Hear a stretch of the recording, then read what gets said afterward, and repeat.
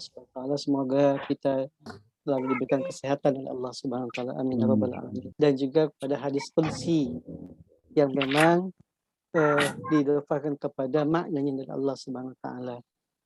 Dan kita sudah membahas juga kemarin perbedaan atau kualitasnya, termasuk dilihat dari kuantitas. Bagaimana ayat Al-Quran disampaikan oleh Allah Subhanahu wa taala, lalu diterima oleh Nabi, lalu kita juga bisa memahami bagaimana hadis itu disandarkan kepada Rasul, lalu sampai kepada kita. Nah, cara bahasa atau kaitannya dengan Al-Quran. Artinya wahyu baik kaitan dengan Al-Quran atau term wahyu yang berada dalam ayat-ayat Al-Quran. Nah, insya Allah, mohon maaf kemarin saya sebetulnya sudah saya buat itu di hari Kamis, hari kirim di hari Sabtu, hari tinggalkan Bapak Erwin, lalu Pak Embang ya, Bu Embang apa? Mohon maaf. 3 orang ya. Jadi silahkan Bapak Ibu ini, 1 Bapak 2 Ibu, itu Bu Embang dan Bu Ida Khairani, untuk menyimpulkan ya. Saya menyimpulkan, betul naskahnya panjang, tapi silahkan disimpulkan apa sih yang kita ingin jelaskan di dalam. Oh, Bu Embang ya. Silakan. Ya, di apa di tentang modul silakan. Wahyu. Erwin secara wahyu habis. Bismillahirrahmanirrahim. Yang sudah mempresentasikan bacaannya dan cukup menarik dan mungkin bukan merangkum atau menyimpulkan ya, tapi betul-betul mengartikan secara keseluruhan, hampir keseluruhan maksud saya, gitu. Naskah yang saya berikan ada 8 itu hampir diterjemahkan semua. Dulu apa yang ingin saya tambahkan dari yang dipaparkan oleh Bu Embang, Pak Erwin, dan apa kita mendiskusikan tentang wahyu. Pastinya ketika kita mendiskusikan Al-Quran, lalu kita pahami Al-Quran, kita tidak bisa lepas dari pemaknaan wahyu. Maka kita sering tuh memaknai, oh itu Al-Quran adalah wahyu Allah. Ya, maka kalau kita lihat poin dalam Kamus Besar Bahasa Indonesia di halaman 1804 dalam Kamus Bahasa Indonesia, wahyu itu disebutkan petunjuk dari Allah yang diturunkan hanya kepada para nabi dan rasul melalui mimpi dan sebagainya. Itu definisi yang secara umum diberikan oleh apa? Oleh Kamus Besar Bahasa Indonesia, Departemen Pendidikan dan Kebudayaan. Jadi kita harus pahami dulu wahyu secara umum. Nanti wahyu secara umum itu kita pahami, lalu kita sandingkan dengan Al-Quran. Oke. Nah, kalau kita membaca dari bahasa Indonesia, berarti wahyu yang dipahami secara umum adalah sesuatu yang diberikan oleh Allah kepada anbiya. Kalau kepada anbiya, berarti sama artinya ketika ini penjelasan dari mana Al-Qur'an. Firman Allah Subhanahu wa taala yang diturunkan kepada nabi-nabinya. Kalamullah ta'ala. Nabiyyin min anbiya berarti kepada para nabinya. Maka definisi secara bahasa di Kamus Besar Bahasa Indonesia hampir sama dengan penjelasan Manul Qotton, ya. untuk penjelasan Ma'naul Qattan dalam kitabnya Mabahis fi Ulumil Quran, itu halaman 72 kalau nggak salah. Nah, ini yang perlu kita pahami. Nah, lalu apa kaitannya dengan pembahasan wahyu dalam bahasa Arab? Kalau kita lihat di kamus Lisanul Arab, al-wahyu. Tadi ada yang baca al-wahya atau al-wahyan. Jadi kalau ada ma'rifah, al-wahyu di situ disebutnya. Ya. Kalau al-wahyu berarti bisa jadi dia indikasi, tulisan, pesan, ilham, dan ungkapan yang tersembunyi. Nah, jadi wahyu itu pasti tersembunyi. Kenapa? Karena kalau kita simpulkan, berarti komunikasi yang dilakukan oleh Allah Subhanahu wa Ta'ala kepada anbiya. Mohon maaf, bisa di mute dulu. Jadi komunikasi dari Allah Subhanahu wa Ta'ala kepada anbiya, itulah wahyu secara umum. Jadi kita harus pahami bahwa wahyu itu berarti apa yang nabi-nabi terima dari Allah. Tentunya komunikasi itu tidak terbuka. Pastinya komunikasi itu tertutup. Kenapa tertutup? Karena itu adalah ungkapan yang tersembunyi, komunikasi yang tersembunyi antara Allah sebagai pengirim dan Nabi sebagai penerima. Nah, itu kita harus pahami dulu sebelum kita membahas wahyu dalam tataran Al-Quran. Nah, maka penjelasan tadi Ibu Embang misalnya menjelaskan, dia masdar misalnya, dari auha misalnya. Ya, yauhi, mohon maaf, wahyan misalnya. Kenapa An? Nah, ini ada di dalam Al-Qur'an misalnya. Oleh karenanya, ketika wahyu dikatakan masdar, berarti bisa jadi isyarat, bisa jadi mengirim utusan, bisa jadi berbisik, bisa jadi berbicara. Nah, ini kaitan bagaimana sih prosesnya? Ya, bagaimana prosesnya?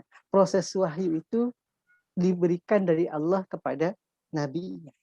Nah, sekali lagi kita pahami terlebih dahulu adalah pemahaman wahyu yang disampaikan kepada nabi sebagai penerima dan Allah sebagai pengirimnya. Nah, kita bahas seperti itu. Nah, ada nggak bentuk-bentuk wahyu yang lain misalnya? Kalau kita membaca dari Ma'naul Qattan, maka kita akan menemukan nih satu bentuk wahyu dalam Al-Quran.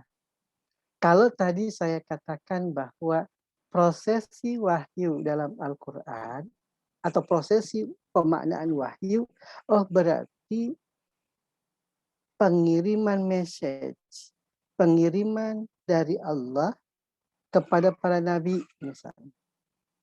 Itu secara umum. Nah, bagaimana ketika kita identifikasi wahyu dalam kaitannya bentuk-bentuk yang diberikan oleh Allah dalam Al-Quran? Ternyata wahyu dalam bentuknya dalam Al-Quran bisa jadi dia dikatakan sebagai ilham fitrahnya. Artinya fitrah manusia yang hadir seperti dijelaskan dalam surah Al-Qasas, a'udzubillahi minasyaitonirrajim, wa auhayna ila ummi Musa an ardi'i fa idza khifti 'alaihi fa alqihi fil yammi wa la takhafi wa la tahzani. Itu kaitannya ketika Allah memberikan petunjuk. Maka wahyu itu adalah petunjuk. Maka wahyu itu isyarat. Gitu. Apa? Disitulah dijelaskan dalam surah Al-Qasas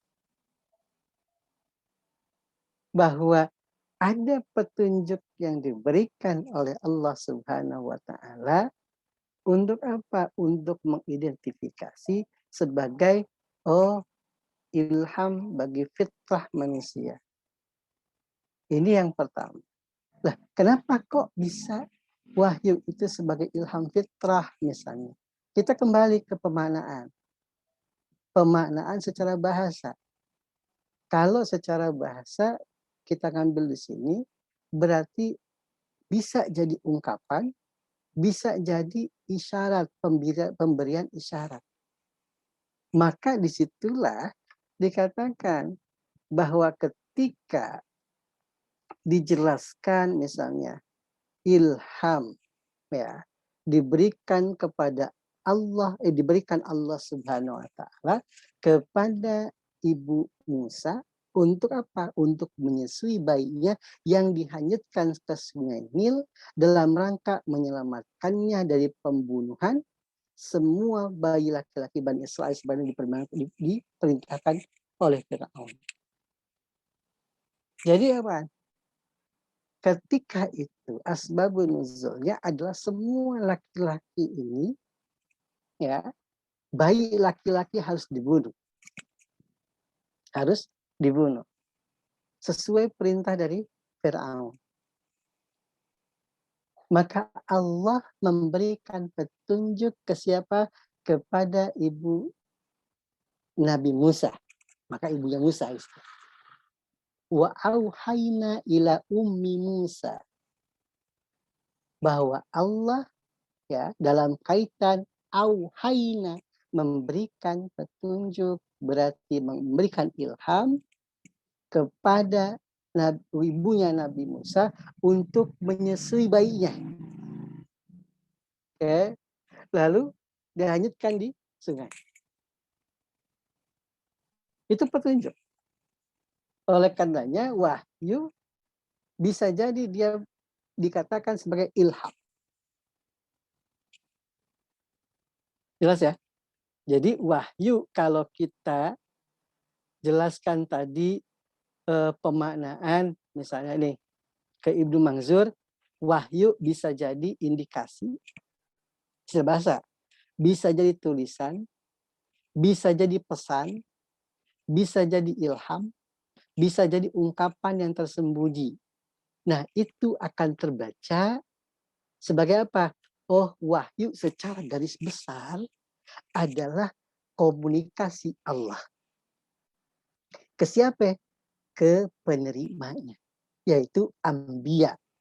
Kalau disebut tadi dari definisi bahwa kalamullah yang diturunkan kepada anbiya, berarti komunikasi dari Allah Subhanahu wa taala ke anbiyanya Allah. Waktu bayi Musa bayi lalu menjadi nabi di kemudian hari. Maka apa yang diberikan petunjuk kepada ibunya Nabi Musa? Karena suatu hal dengan perintah perintah Firaun untuk membunuh bayi laki-laki, maka ibunya dikasih petunjuk berupa apa? Ilham. Maka wahyu dalam kaitan surat Al-Qasas ayat 7 adalah bermakna ilham. Ya, bermakna ilham al-fitri lil insan. Maka berikan petunjuk dari Allah kepada ibunya, susui anakmu dalam tanda kutip misalnya. Lalu baru dihanyutkan. Kan kisahnya begitu. Kalau kita melihat kisah Nabi Musa adalah penghanyutan Nabi Musa, baiknya. Nah, sebelum dihanyutkan, susuilah dia. Arti letak dalam kisah Al-Qasas, susuilah dan kami ilhamkan kepada Ibu Musa. Berarti Allah Subhanahu wa taala memberi petunjuk, memberi ilham kepada Ibu Nabi Musa, susuilah anakmu dalam Artinya sesuailah dia di situ kan. An ardi'ihi. Hi ini kepada Musa. Susuilah dia. Dan apabila kamu khawatir terhadapnya, maka jatuhkanlah dia ke sungai Nil. Kenapa ada khawatir? Kenapa diperintahkan untuk menyusui? Karena dalam historisnya seluruh bayi laki-laki harus dibunuh menurut perintah Fir'aun, dan Musa bayinya ini adalah cikal bakal menjadi nabi, orang yang sudah dipilih oleh Allah Subhanahu wa taala.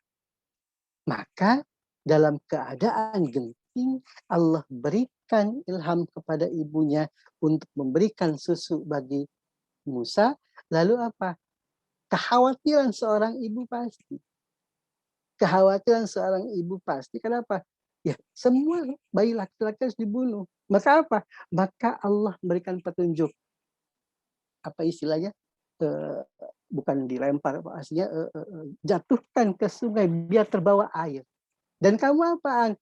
Kamu wala takhafi wala tahzani. Allah katakan di situ, kamu jangan khawatir, jangan pula bersedih. Oke? Kenapa? Sesungguhnya kami akan mengembalikannya kepadamu dan menjadikan salah seorang daripada rasul. Auhayna, wahyu dalam surah Al-Qasas itu disimpulkan oleh para mufassir sebagai apa? Ilham al-fitri lil insan. Jelas ya? Jadi wahyu yang dalam kaitan ini adalah ilham al-fitri lil insan, atau dapat diartikan sebagai apa? Ilham fitri kepada manusia. Siapa manusianya? Ummi Musa, ibunya Nabi Musa. Nah, di sini ada dua hal yang kita pahami. Pemaknaan wahyu bermakna ilham. Ya, yang kedua historis. Asbabun nuzul ayat ini berarti kita pahami bahwa ayat ini turun ketika ada perintah untuk apa? Membunuh bayi laki-laki Bani Israel yang diturunkan oleh Fir'aun. Kan Fir'aun dalam satu histori ketakutan bahwa akan ada yang akan menjatuhkan, membunuh dia. Calon. Makanya semua bayi laki-laki ini dibunuh. Nah, di antara yang disebutkan dalam makna wahyu dalam Al-Quran, maka inilah yang disebut ilham al-fitri lil insani. Oke, jelas Bapak Ibu sekalian? Jadi kita langsung dialog saja ya.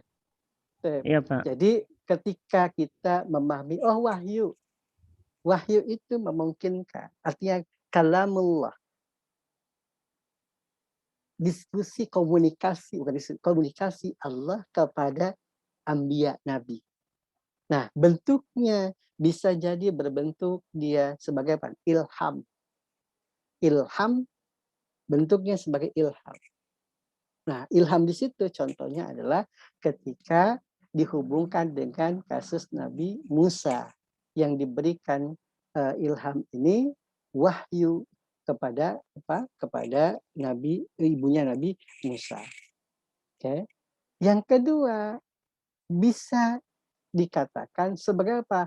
Ilham naluri, atau dalam bahasa Mandal Kolon al-ilham al-gharizi lil hayawan. Kalau tadi ilham al-fitra lil insan, sekarang lil hayawan. Dalam surah An-Nahl ayat 68 seperti yang tadi dibacakan, wa auha rabbuka ilan nahli anittakhidhi minal jibali buyutan wa minas syajari wa mimma ya'rishun.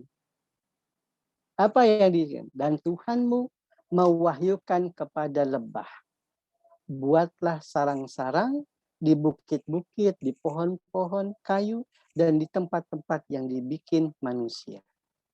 Apa maksudnya? Apa hubungannya dengan wahyu? Artinya komunikasi Allah. Bapak Ibu sekalian,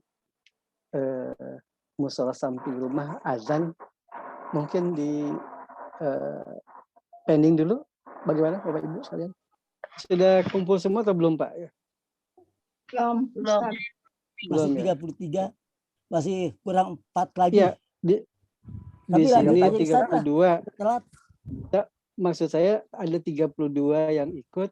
Apakah sudah hadir semua atau belum gitu? Belum. Belum Masih ya? 35 seharusnya ikut. Enggak, maksudnya walaupun tercatat 32, ini kan masih ada yang apakah tidak aktif video masih sholat atau bagaimana? Udah banyak 33. Dep, saya khawatir partisipan ini 33 betul sudah terkoneksi, akan tetapi khawatir masih di musola atau di masjid ataupun sudah sholat gitu. Terima kasih, kita buka kembali. Assalamualaikum warahmatullahi wabarakatuh. Waalaikumsalam warahmatullahi wabarakatuh. Kita lanjutkan Bapak Ibu sekalian. Jadi makna wahyu, saya kembali untuk mendefinisikan. Selama ini kita memahami bahwa wahyu itu adalah kalamullah yang diterima oleh para anbiya, artinya petunjuk. Oke. Namun dalam Al-Qur'an makna wahyu ini bisa dimaknai bermacam-macam. Gitu. Tapi secara bahasa tetap sesuatu yang cepat diterima oleh seseorang. Ya, kalau dilihat dari sini, artinya apaan? Indikasi tulisan pesan ilham misalnya. Di sini dikatakan di secara bahasa, sesuatu yang apaan? Yang isyarat, mengirim utusan, berbisik-bisik, berbicara, tersembunyi, tidak diketahui orang. Dan wahyu disebut dengan al-khafat, tersembunyi, dan juga as-sur'ah, cepat. Artinya kalau dipahami seperti itu, wahyu ya pengetahuan yang cepat sekali terima. Oke. Cepat sekali diterima, artinya pemahaman yang cepat sekali terima. Nah, kaitannya wahyu secara umum kita pahami, wahyu adalah kiriman pesan yang diberikan oleh Allah kepada anbiya. Itu secara umumnya. Oke. Nah, sekarang kata wahyu dalam Al-Qur'an tadi kita sudah jelaskan. Pertama, dalam Al-Qur'an wahyu itu bermakna ilham. Ya. Ilham yang diberikan kepada siapa? Kepada manusia. Ilham al-fitri lil insani. Khususnya dalam kaitan surah Al-Qasas. Surah Al-Qasas contohnya adalah ilham yang diberikan kepada ibunya Nabi Musa. Gitu. Yang kedua, ternyata bukan hanya kepada manusia.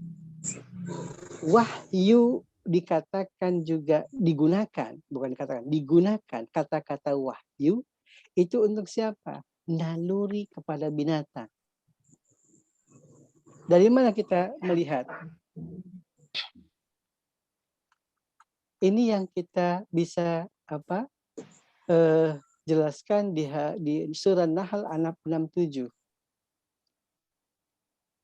Allah mewahyukan kepada lebah, buatlah sarangmu. Ya. Bentar.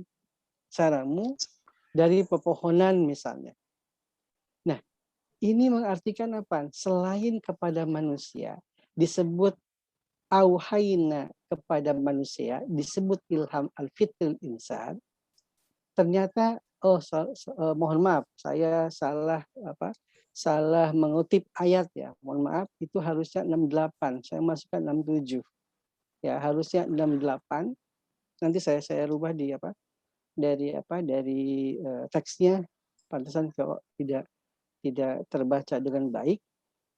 Teksnya apaan? Wa auha rabbuka ilan nahli anittakhidhi minal jibali buyutan wa minasyajari wa mimma ya'rishun.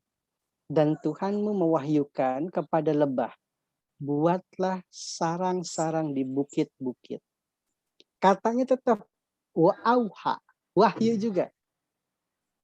Jadi Allah menggunakan kata wahyu pertama di dalam surah Al-Qasas ayat 7 kepada ibunya Musa, itulah yang kita pahami sebagai ilham al-fitri lil insan. Atau bisa jadi pemahamannya wahyu di situ adalah firasat. Ya, firasat yang dimiliki oleh manusia. Oke.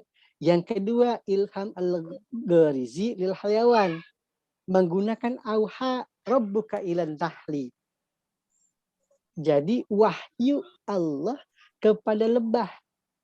Nah, ketika ada kata-kata wahyu kepada lebah, kepada hewan, bukan berarti diartikan sebagai apa? Firman Allah kepada lebah. Artinya bukan juga disebut mukjizat. Akan tetapi apaan? Yang disampaikan wahyu, kata-kata wahyu kepada hewan, itu yang disebut al-ilham al-gharizi lil hayawan. Kenapa? Itu insting. Insting yang diberikan Allah kepada lebah untuk membuat apa? Sarang. Bayangkan nahl itu lebah. Itu bagaimana kalau kita pikirkan kok bisa bikin sarang-sarang misalnya. Lalu kalau kita lihat misalnya secara zahir saya belum pernah tuh membuka atau membelah sarangnya lebah. Tapi dalam video-video kita sedang buka. Itu bentuknya luar biasa. Luar biasa indahnya bentuk ketika dibelah di sarang lebah, termasuk hasilnya.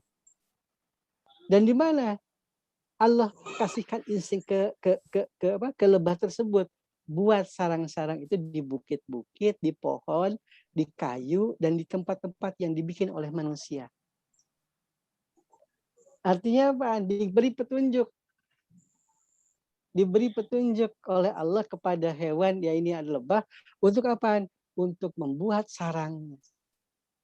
Kalau tadi ilham al-fitrah lil insan saya memaknai sebagai firasat, maka ilham al-ghariza lil hayawan itulah instingnya hewan untuk membuat sarang.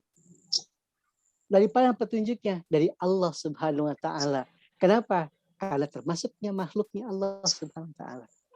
Maka disebut di sini wa auha rabbuka ilan nahli anittakhidhi minal jibali buyutan wa minasyajari wa mimma ya'rishun. Nah, inilah instingnya hewan.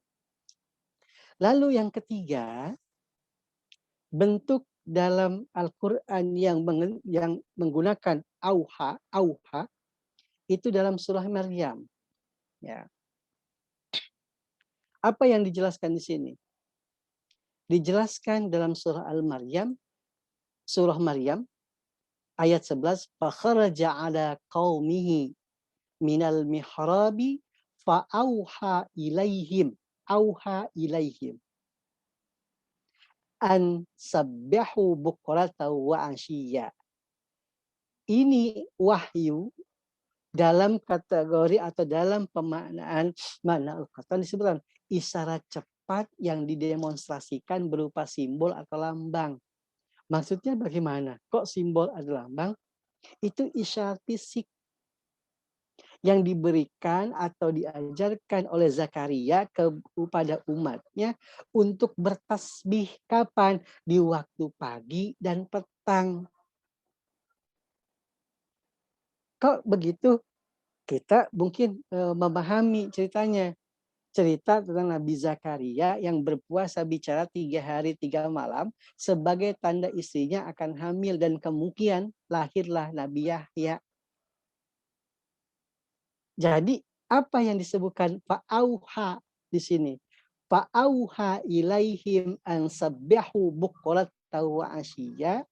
Ini artinya bahwa maka keluarlah siapa? Nabi Zakaria dari mihrab menuju kaumnya, lalu ia memberi isyarat kepada mereka, hendaklah kamu bertasbih di waktu pagi dan petang.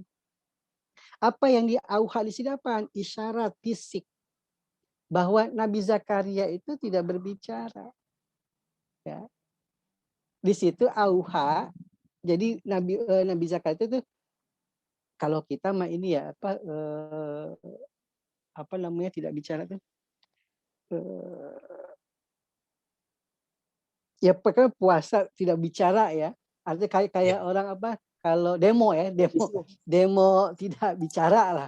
Artinya dia tidak bicara. Nah, ketika dia sedang tidak bicara, maka dia, nah ini siapa ya? Nabi Zakaria ke umatnya ngasih isyarat. Maka di sini fa'auha ilaihim. Auha siapa?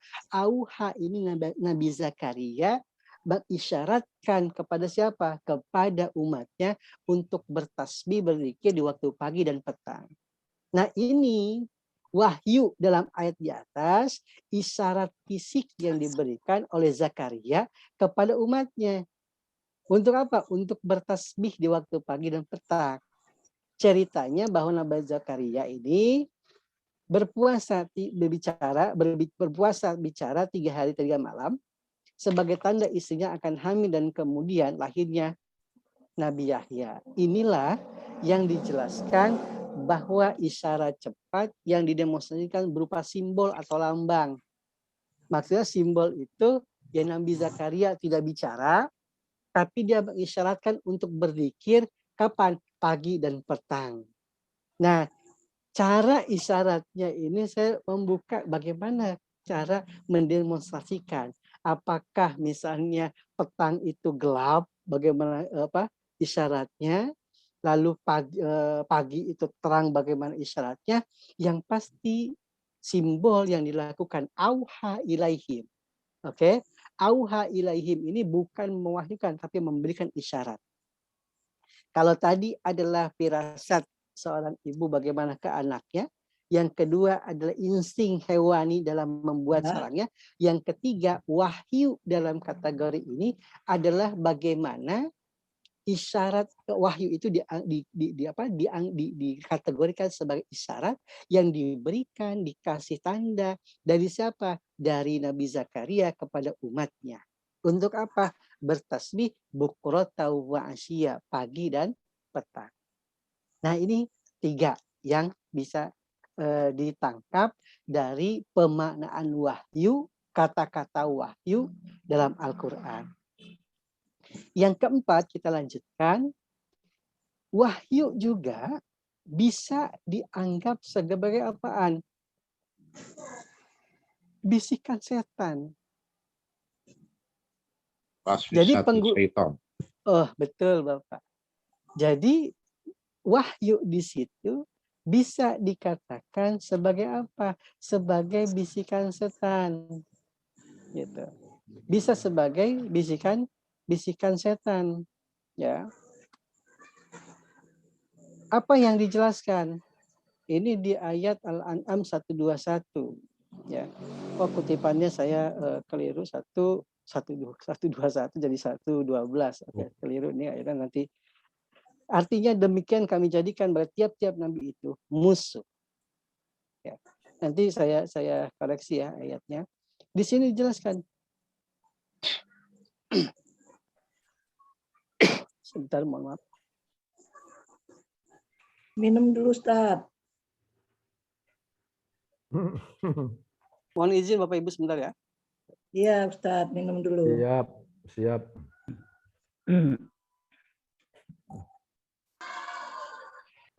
Jadi yang keempat bisa jadi adalah bisikan setan. Ini kita bisa mengambil misalnya pada surah Al-An'am betul 112. Saya kutip yang kedua di naskahnya Manda Al-Qattam. Wa kadzalika ja'alna likulli nabiyyin aduwan. Ya. Siapa? Syayatinal ins wal jin yuhi ba'duhum.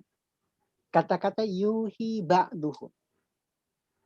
Ini dikatakan apa? Membisikkan kepada sebagian perkataan-perkataan yang indah-indah untuk menipu. Jadi yuhi sama.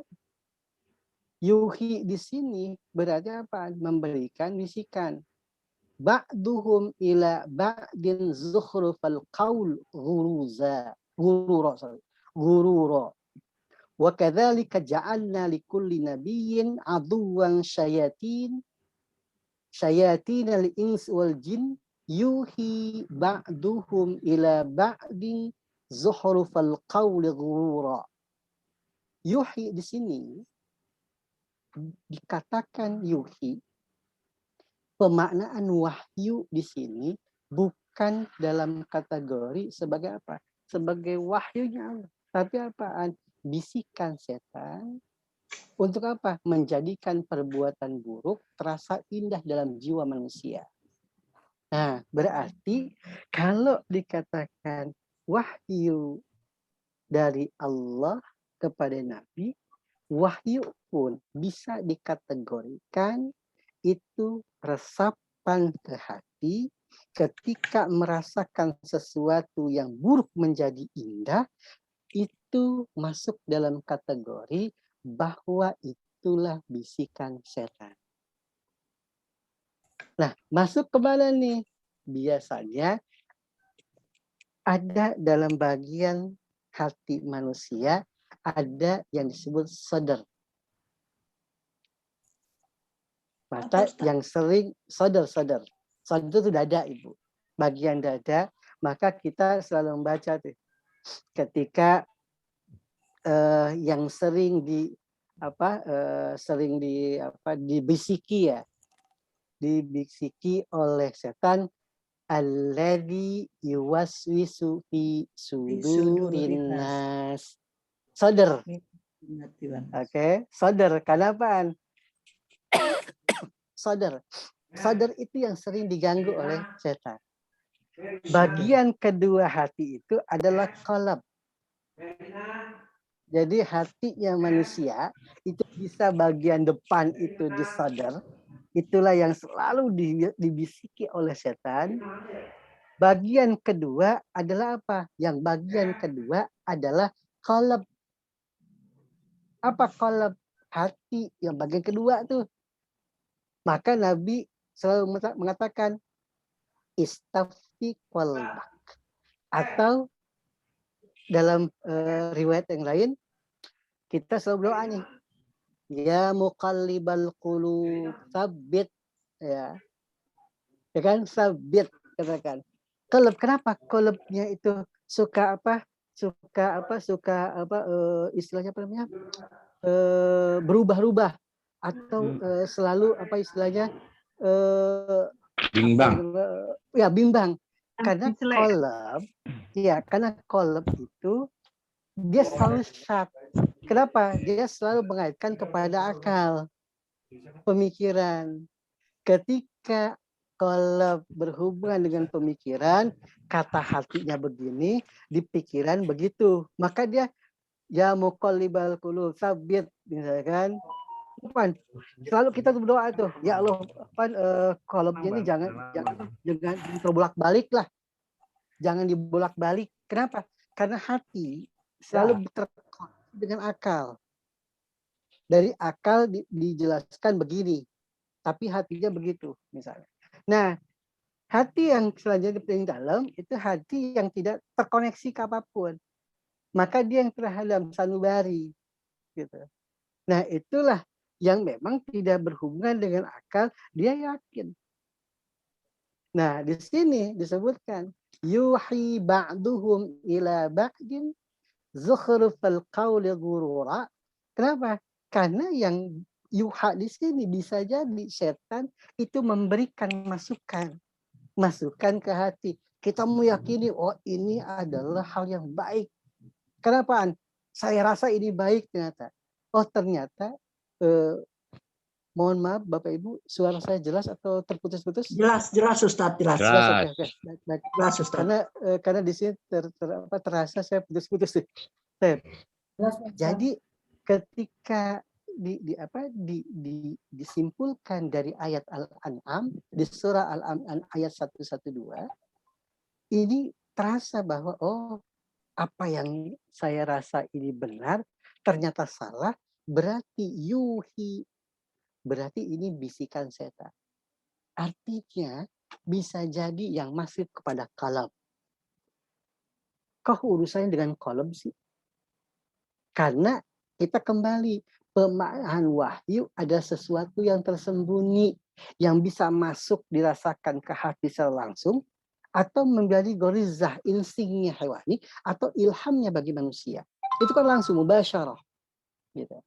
Nah, maka penggunaan kata wahyu, yuhi dalam surah Al-An'am ayat 112 adalah bagian dari tipu daya setan untuk memanipulasi keburukan menjadi kebaikan terhadap apaan dalam jiwa manusia. Inilah yuhi. Oke. Nah, selanjutnya ada juga kata wahyu. Ya. Kata wahyu yang kita identifikasi dengan apa? Dengan penjelasan dia yulqihi ila malakatihi min amrin. Kalau bahasanya kalau bahasanya apa Manul Qatan saya bacakan di sini yang kelima berarti kan. Yang kelima itu adalah wa ma yulqihillah ila malaikatihi min amrin liyaf'alu. Apa maknanya? Di sini kita maknai pesan yang Allah sampaikan kepada malaikat berupa perintah supaya dikerjakan oleh mereka.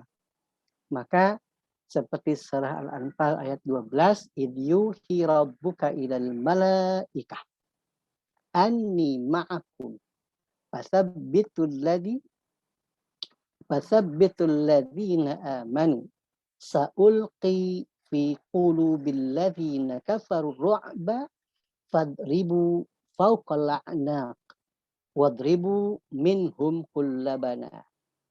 Apa maknanya? Ingatlah ketika Tuhanmu mewahyukan kepada para malaikat, sesungguhnya aku bersama kalian.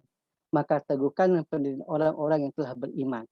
Kelak akan aku jatuhkan rasa ketakutan ke dalam hati orang-orang kafir, maka peganglah kepala mereka dan pancunglah tiap-tiap ujung jari mereka. Apa maknanya yang dalam bahasa ini? Artinya apa? Ini pesan yang diberikan oleh Allah kepada malaikat. Untuk apa? Untuk disampaikan. Ya. Untuk disampaikan kepada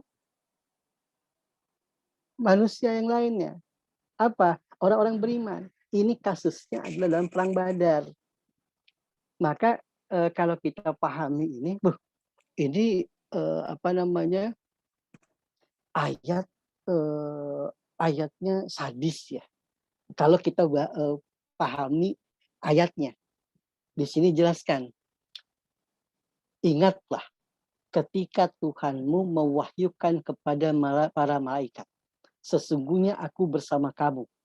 Maka teguhkan pendirian orang-orang yang telah beriman, kelak akan aku jatuhkan rasa ketakutan ke dalam hati orang-orang kafir, maka penggallah kepala mereka dan pancunglah tiap-tiap ujung jari mereka. Al-Anfal ayat 12.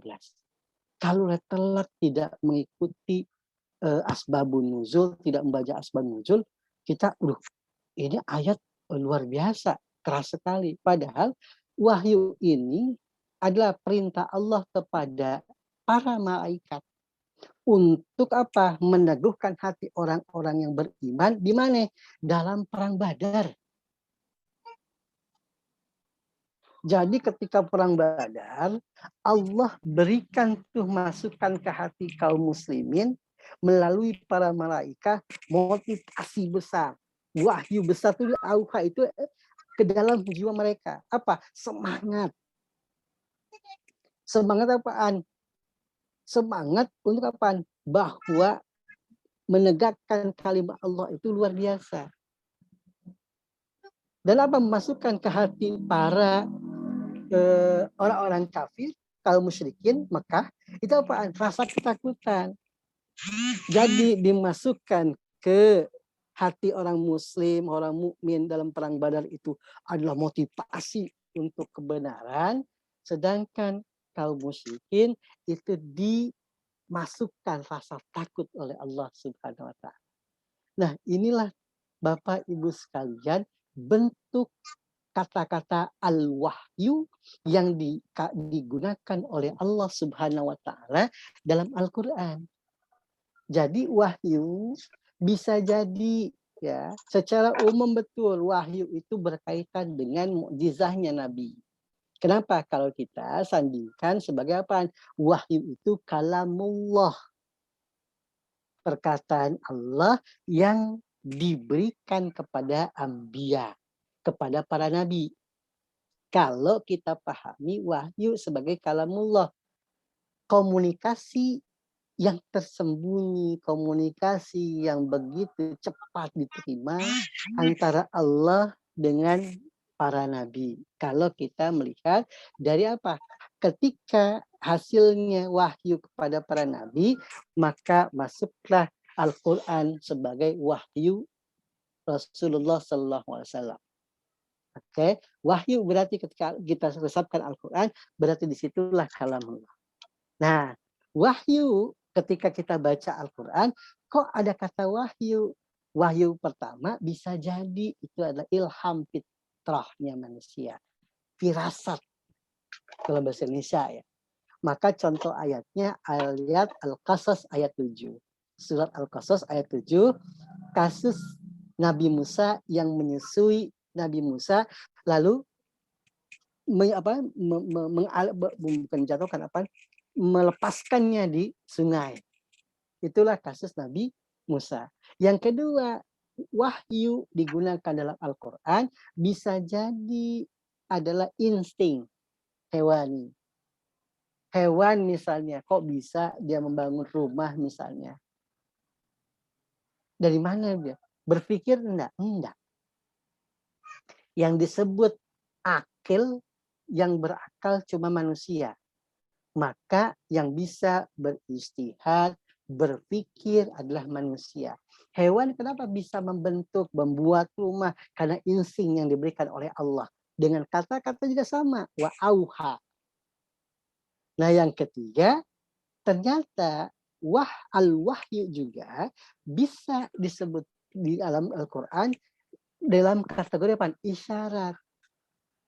Isyarat. Nah, kasusnya adalah kasus Nabi Zakaria yang memberikan isyarat isyarat kepada siapa? Kepada kaumnya. Jadi pertama tadi ilham insani, kedua insting, yang ketiga adalah isyarat artinya. Yang keempat wahyu bisa jadi di dalam Al-Quran dikategorikan atau disebut sebagai apa? Bisikan. Bisikan setan. Kalau disandingkan ke surah Al-An'am ayat 112. Yang keempat, wahyu bermakna apa? Pesan kelima, pesan Allah Subhanahu wa taala yang diberikan ke mana? Ke malaikat. Lalu apa? Disampaikanlah kepada jiwa-jiwa manusia hatinya. Artinya apa? Seperti apa istilahnya ya? Ketika sesuatu hadir dalam hati, itu bisa jadi oh ini insting, oh ini firasat misalnya. Oh ini ilham misalnya. Ketika hewan bisa, oh ini insting hewan. Nah, ketika ada sesuatu motivasi besar, oh saya meyakini itulah yang dalam kategori wahyu, sesuatu dimasukkan untuk orang kafir itu ada ketakutan, tapi untuk orang mukmin itu adalah motivasi besar. Nah, inilah bentuk kata-kata al-wahyu ketika digunakan dalam Al-Quran. Saya mengutip ada 70 sampai 71 ayat ya yang memang digunakan dengan kata-kata wahyu dalam Al-Quran. Oke, Bapak Ibu sekalian, terakhir bagaimana sih proses pengirim wahyu? Nah, ini baru kita berbicara nih. Ya, kita berbicara tentang wahyunya. Contoh, wahyu yang diturunkan kepada para nabi. Kalau tadi kita berbicara wahyu secara umum, artinya wahyu itu bisa berhubungan dengan manusia, bisa berhubungan manusia dengan berbagai macam indikasi, juga wahyu yang indikasinya kepada hewan. Nah, sekarang bagaimana wahyunya Allah Subhanahu wa taala kalau disebutkan kalamullah, firman Allah yang diberikan atau disampaikan kepada Nabi. Maka saya identifikasi ini seperti ayat ini. Wa ma kana li basyarin ayyukallimahullahu illa wahyan au min wara hijabin au yursila rasulan fayuhiya biidnihi, wahyan min wara hijabin au yursilu rasulan. Nah, ini saya tandai merah. Pertama apa? Saya katakan mimpi. Kenapa di situ ada mimpi? Ya. Yang kedua adalah min wara hijabin. Ya. Min wara hijabin. Yang ketiga adalah yursila rasulan. Nah, sekarang kita memahami sama-sama arti makna dari kok cara turunnya lewat mimpi misalnya. Ini bagaimana prosesinya? Nah, ini kita bisa pahami. Misalnya Bapak Ibu sekalian bisa menyimpulkan ya dari surah As-Saffat di surat 37 di ayat 101 sampai 112 itu jelas sekali. Fabasyarnahu bighulamin halim. Falamma balagha ma'ahu as-sa'ya qala ya bunayya inni ara fil manam. Nah, ini adalah kategori wahyu dengan cara ini disampaikan langsung kepada para nabi tanpa perantara malaikat. Artinya apaan? Mimpi Nabi Ibrahim untuk apa? Menyembelih putranya Ismail. Apa kata Nabi Ismail? Inni ara fil manam anni azbahuk. Nabi Ismail tuh ceritain. Inni ara fil manam. Ro'a yaro. Ro'a yaro itu kan melihat sebetulnya. Ro'a yaro ana ara. Misalnya sama dengan nadhara yang duru. Maka ketika ini ara fil manam, makna apa? Aku melihat dalam tidur. Kalau melihat dalam tidur berarti apa? Bukan dia ngelindur, tapi mimpi. Nah, ini maknanya bahwa mimpi yang benar. Berarti wahyunya para nabi bisa diterima oleh para nabi, para anbiya dari Allah Subhanahu wa taala melalui mimpinya. Salah satu contoh wahyu yang disebutkan dalam Al-Quran adalah cerita atau kisah Nabi Nabi Ibrahim yang diminta untuk menyembelih putranya yaitu Ismail. Nah, inilah wahyunya Allah. Artinya apa? Wahyunya Allah diterima oleh Nabi Ibrahim. Lewat apa? Lewat mimpi. Okay. Jadi cara pertama adalah dengan apa? Dengan mimpi. Yang kedua, apa caranya? Balik tabir dari min wara hijabin. Maksudnya bagaimana sih min wara hijabin? Kita bisa lihat di surah Al-A'raf 143. Kalau di sini dijelaskan di 143, walamma jaa Musa limiqatina wa kallamahu rabbuhu qala rabbi arini anzur ilaik. Maksudnya apa nih min bara hijabin? Bahwa Nabi menerima wahyu Allah, perkataan Allah dari balik tabir. Artinya apa? Bukan ada sater, bukan ada balik tembok, akan tetapi menerima apa yang didengar dari Allah Subhanahu wa taala, tapi para nabi tidak bisa melihat Allah Subhanahu wa taala. Jelas ya? Jadi ketidaksanggupan manusia itu untuk, termasuk para nabi kan manusia. Ya. Dia berbicara. Akan tetapi ketika berbicara dengan Allah, menerima petunjuk dari Allah, hanya mendengarkan kalam ilahinya saja. Tidak dapat melihat. Nah, contoh misalnya, kalau saya berkata di sini, ibu-ibu bisa mendengarkan saja, bapak-bapak dan ibu-ibu bisa mendengarkan saya. Akan tetapi bapak dan ibu itu tidak bisa mendengarkan. Tidak bisa, maaf, bisa mendengarkan perkataan saya dan melihat saya. Nah, makna min wara hijabin, seperti saya matikan videonya, oke. Nah, ibu-ibu dan bapak-bapak bisa mendengarkan saya. Akan tetapi tidak bisa melihat saya. Nah, begitulah prosesi penyampaian wahyu dari balik tabir min wara hijabin. Nabi mendengarkan kalam Allah, akan tetapi tidak bisa melihat Allah Subhanahu wa taala. Kenapa? Ya karena bedanya. Karena apaan? Tempat yang berbeda. Allah tidak dapat melihatnya. Oleh karenanya, ini yang dikatakan dari balik tabir. Artinya apaan? Satu makom, ya, tempat yang berbeda antara Allah dengan manusia. Yang ketiga, wahyu bisa disampaikan dengan apa? Perantara Jibril atau perantara malaikat.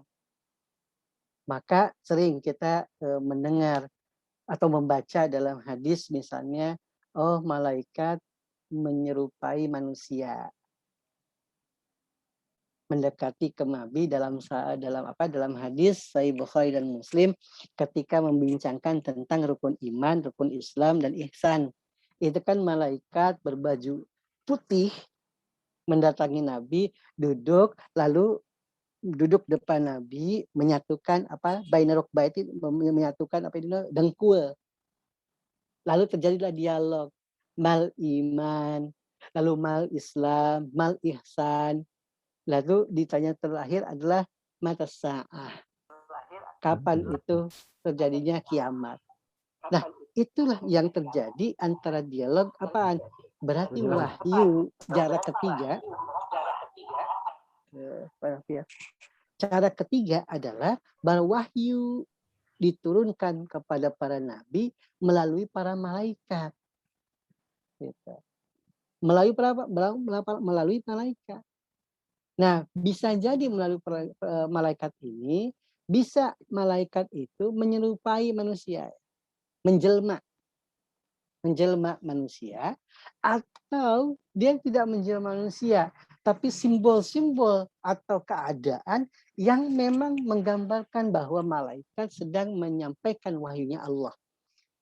Bapak dan Ibu sering pernah membaca bagaimana Nabi mendapatkan wahyu seperti dencingan lonceng, saking kambingnya nggak kuat. Nah, itulah di antara ketika Nabi menerima wahyu dengan perantara. Oke, jadi dari kesimpulan yang kita dapat pahami, wahyu itu bisa kita pahami sesuai dengan ayat dalam Al-Quran di mana kita baca. Secara garis besar, wahyu betul kalamullah. Oke, kalamullah yang diberikan kepada para anbiya. Kalau ketika para anbiya, maka bisa jadi wahyu itu diberikan oleh Allah dengan apa? Dengan tiga cara. Bisa melalui mimpi yang benar. Yang kedua, bisa melalui di balik tabir. Artinya apa? Allah langsung memberikan kalamnya, namun tidak terlihat apapun, tidak bisa menembus kepada Allah Subhanahu wa ta'ala, tidak bisa melihat pada Allah Subhanahu wa ta'ala. Yang ketiga adalah dengan perantara malaikat. Nah, perantara malaikat itulah bisa jadi malaikat menjelma sebagai manusia atau faktor-faktor yang memang mengkondisikan bagaimana para anbiya itu menerima wahyu dari Allah Subhanahu wa ta'ala. Sedangkan kata al-wahyu dalam Al-Quran bisa jadi kita membaca kepada siapa khitabnya. Kalau khitabnya kepada manusia, berarti itu yang disebut ilham. Oke. Atau firasat kali ya, firasatnya manusia. Itulah yang dilakukan oleh ibunya Nabi Musa. Atau bisa jadi ketika berbicara wahyu itu identifikasi kepada hewan, itu yang disebut ilham al-gharizi, yang disebut instingnya hewan. Oke. Lalu ada juga yang al-wahyu, yang identifikasinya ada isyarat. Ya seperti yang dilakukan oleh Nabi Zakaria. Bisa jadi wahyu juga bisa dikategorikan sebagai apa? Bisikan setan. Ya. Yang terakhir, yang kelima, bisa juga bahwa wahyu adalah apa? Perintah Allah kepada apa? Kepada malaikat. Untuk apa? Meneguhkan hati kaum muslimin. Nah, Bapak Ibu sekalian, ini yang bisa saya jelaskan kaitannya dengan wahyu baik secara bahasa ataupun secara istilah yang kita simpulkan dari kitab Mana'ul Qatan, kitab Mabahis fi Ulumil Quran Mana'ul Qatan tentang al-wahyu. Baik wahyu secara bahasa, wahyu secara istilah. Maka kalau kita resapi, ini poin ketiga saya katakan wahyu hubungan komunikasi antara pengirim siapa Allah dengan penerima yaitu Nabi. Maka kalau saya simpulkan, nah ini kalau menurut Mana'ul Qatan apa? Pemberitahuan secara tersembunyi. Artinya apa? Wahyu itu pasti sembunyi. Tidak zahir, tidak terbaca oleh manusia secara umum. Akan tetapi langsung masuk dalam hati manusia. Baik Bapak Ibu sekalian, mungkin untuk memperdalam, mari kita diskusikan tema di siang dan sore ini. Terima kasih. Silakan.